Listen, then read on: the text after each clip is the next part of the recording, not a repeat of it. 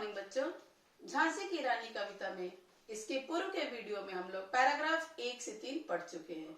इस वीडियो में हम लोग पैराग्राफ 4 से स्टार्ट करेंगे। पैराग्राफ 4।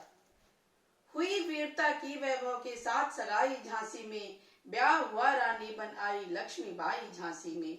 राजमहल में बजी बधाई खुशियां छाई झांसी में, सुबह बुंदेलों की बिरुदावली सी वह आई झांसी में। संदर्भ पूर्वक। प्रसंग प्रस्तुत पद्यांश में कवयित्री सुभद्रा कुमारी चौहान के सौभाग्य का वर्णन कर रही हैं। व्याख्या। हुई वीरता की वैभव के साथ सगाई झांसी में। वीरता की अवतार लक्ष्मीबाई का धन संपत्ति से भरे हुए झांसी के राजा गंगाधर राव से सगाई हो गई। ब्याह हुआ रानी बन आई लक्ष्मीबाई झांसी में। गंगाधर राव और लक्ष्मीबाई की शादी हो गई और लक्ष्मीबाई झांसी की रानी बनकर झांसी में आ गईं। राजमहल में बजी बधाई खुशियां छाई झांसी में। उनके विवाह के अवसर पर पूरे राजमहल में मंगल गीत गाए जाने लगे और पूरी झांसी में खुशियां छा गईं। सुबह बुंदेलों की बिरुदावली सी वह आई झांसी में। लक्ष्मीबाई बुंदेलखंड के वीर लोगों के यश को बढ़ाने के लिए झांसी में आई। अर्थात झांसी की रानी के आने से, लक्ष्मीबाई के आने से बुंदेलखंड के जो वीर थे उनका यश और भी अधिक बढ़ गया। चित्रा ने अर्जुन को पाया शिव से मिली भवानी थी, बुंदेले हर बोलो कई मुंह हमने सुनी कहानी थी, खूब लड़ी मर्दानी वह तो झांसी वाली रानी थी। गंगाधर राव और लक्ष्मीबाई का जो जोड़ी था वह चित्रा और अर्जुन के समान और शिव और भवानी के समान था। अर्थात इनकी जोड़ी अत्यंत श्रेष्ठ जोड़ी थी। अंत में कवयित्री कह रही है कि मैंने बुंदेलखंड के हर हर महादेव का उद्घोष करने वालों वीरों के मुंह से यह कहानी सुना था कि झांसी की रानी लक्ष्मीबाई युद्ध भूमि में मर्दों के समान बहादुरी से लड़ी। अब आगे। उदित हुआ सौभाग्य मुदित महलों में उजियाली छाई, किंतु कालगत चुपके चुपके काली घटा घेर लाई। तीर चलाने वाले कर में उसे चूड़ियां कब भाई, रानी विधवा हुई हाय विधि को भी दया नहीं आई। संदर्भ पूर्ववत। प्रसंग प्रस्तुत पद्यांश में कवयित्री झांसी की रानी के दुर्भाग्य का वर्णन कर रही हैं।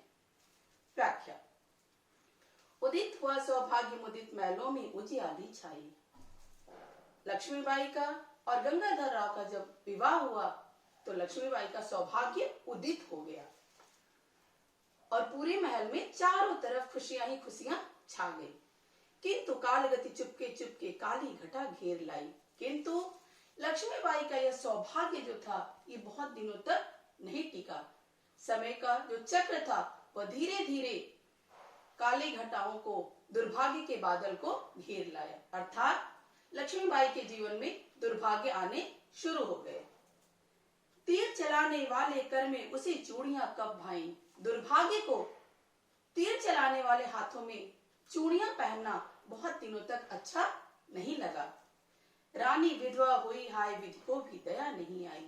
रानी जो थी वो विधवा हो गई, गंगाधर राव की मृत्यु हो गई और ऐसा करते हुए भाग्य को भी, दुर्भाग्य को भी उन पर दया नहीं आई। अर्थात रानी अल्पायु थी और इतनी कम उम्र में वो विधवा हो गई और ऐसा करते हुए भाग्य को भी उन पर दया नहीं आई। निसंतान मरे राजा जी रानी शोक समानी थी।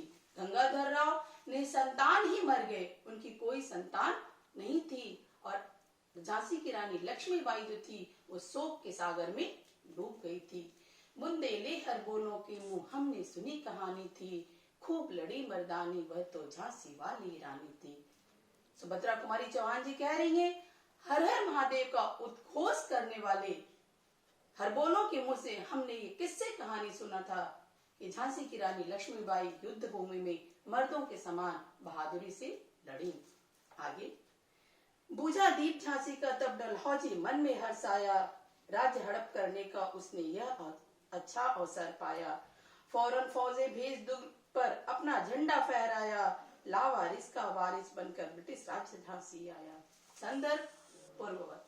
प्रसंग प्रस्तुत पद्यांश में सुभद्रा कुमारी चौहान जी डलहौजी के राज्य हड़पने की नीति का वर्णन कर रही हैं। व्याख्या। बुझा दीप झांसी का तब डलहौजी मन में हर्ष आया।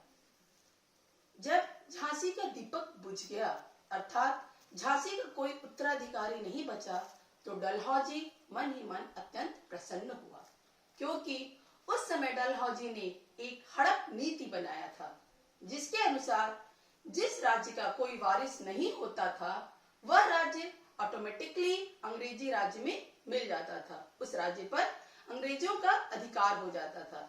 तो झांसी का कोई वारिस नहीं बचा था, इसलिए डलहौजी मन ही मन बहुत ही खुश हुआ कि अब झांसी अंग्रेजों के अधीन हो जाएगी। राज्य हड़प करने का उसने यह अच्छा अवसर पाया। झांसी को हड़पने का, झांसी को अंग्रेजी राज्य में मिलाने का डलहौजी को यह बड़ा ही अच्छा अवसर मिल गया, क्योंकि वहां को कोई वारिस नहीं था। फौरन फौजें भेज दुर्ग पर वह अपना झंडा फहराया। उसने क्या किया, डलहौजी ने तुरंत अपनी फौज को भेजा और झांसी के किले पर अंग्रेजों का झंडा फहरा दिया। लावारिस का वारिस बनकर ब्रिटिश राजभार झांसी आया। जो लावारिस था, झांसी जो थी वह जो लावारिस थी, जिसका कोई वारिस नहीं था, उस लावारिस झांसी का वारिस बनकर अंग्रेज शासक डलहौजी जो था वह झांसी में आ गया।